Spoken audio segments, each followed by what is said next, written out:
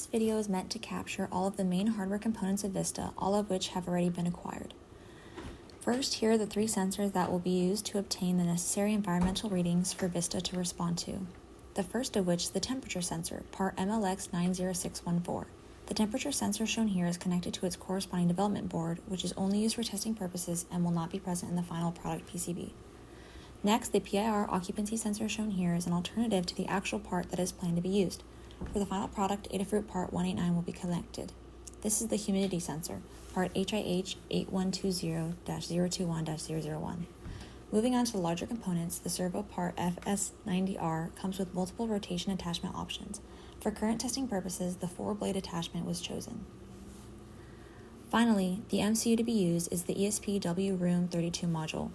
This one shown is attached to the development board for testing purposes, and similar to the temperature sensor, the development board will not be used in the final product.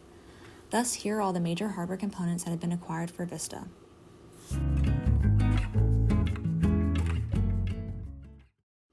This video depicts the FS90R servo in the testing stage.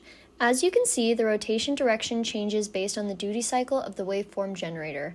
As outlined in Chapter 8 of the final report, a clockwise rotation denotes a duty cycle between 5 to 7.5%, and the switch between clockwise and counterclockwise occurs at 7.5%, where there is no motion. Counterclockwise rotation then occurs between a duty cycle of 7.5 to 10%. The duty cycle also affects the speed of rotation, where the speed increases as the duty cycle either increases or decreases from the midpoint of 7.5%.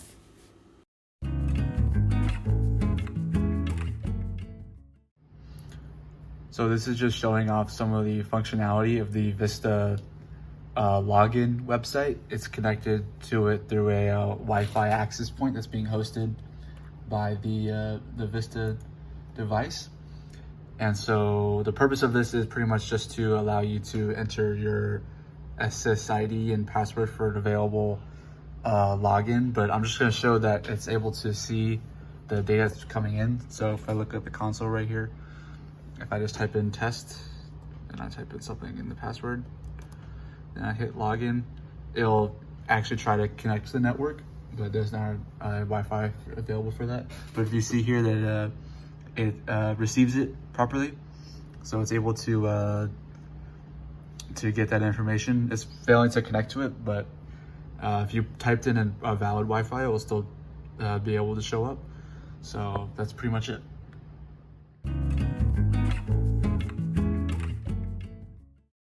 To interface with the temperature sensor, the Melexis MLX90614 uses the SM bus protocol.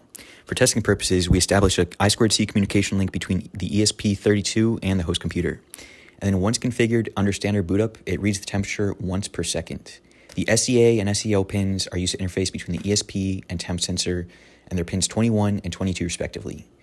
The temperature reading is accurate to the known temperature, as I had to keep my hand over the sensor, so it was reading about 30 degrees Celsius, which is accurate.